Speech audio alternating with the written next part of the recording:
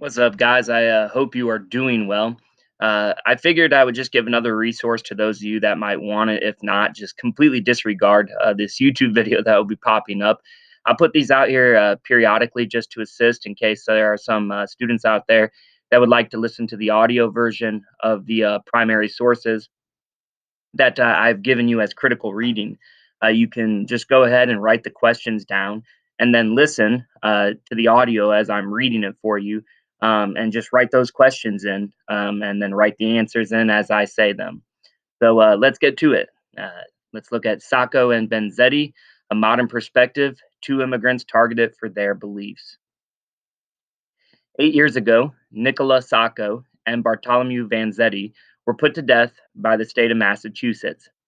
They had been wrongly convicted and sentenced to death for the robbery and killing of two men, a paymaster and a guard, who were delivering wages to a shoe company.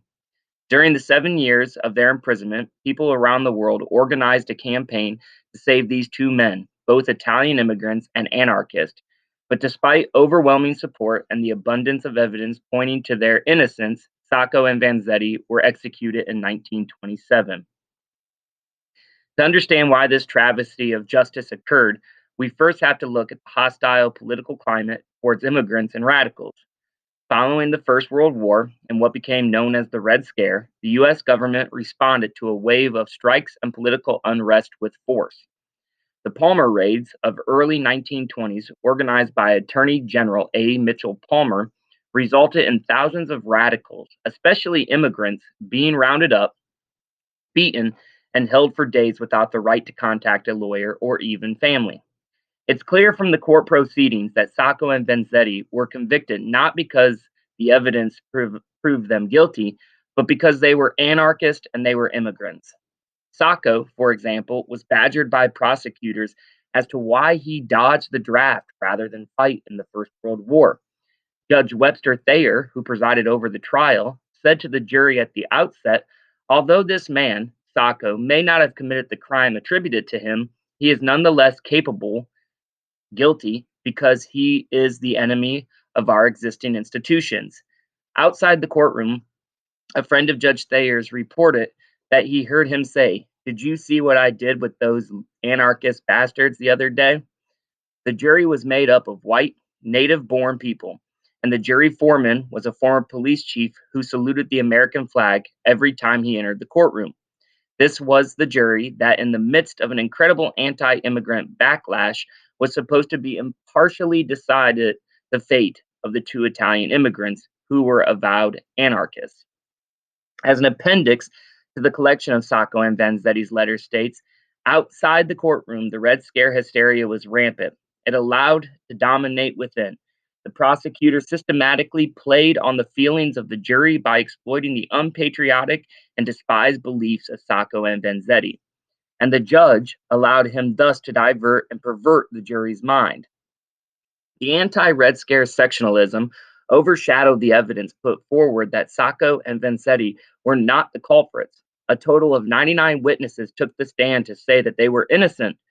Just before the robbery took place, Sacco was at the Italian consulate office trying to obtain a passport, something that a consulate official testified to. More than a dozen people took the stand to verify that Vanzetti had delivered fish to their homes, miles away from the crime scene, on the day of the killing. Prosecutors failed to find the stolen money or come up with a credible motive for why the two anarchists would steal workers' wages. During the years that they were behind bars, an impressive campaign was launched to win them a new trial. On the eve of their August execution, miners in Colorado went on strike. There were clashes with police in London, Paris, and Geneva, Switzerland. And protesters took to the streets in Berlin, Warsaw, Buenos Aires, Mexico City, Rome, Moscow, Barcelona, Milan, Havana, Tokyo, and Lipson, not to mention across the US. But Judge Thayer denied 8 different requests for retrial put before him. In a letter written to a friend from death row, Sacco wrote, "What I wish more than all in this hour of agony is that our case and our fate may be understood and serve as a tremendous lesson to the forces of freedom, so that our suffering and death will not have been in vain. Vanzetti's statement is also a testimony to the impact the two men had.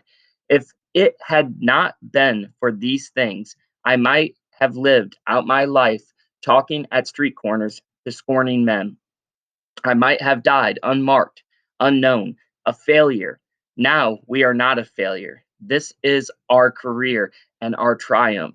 Never in our full life could we hope to do such work for tolerance, for justice, for man's understanding of man as now we do by accident.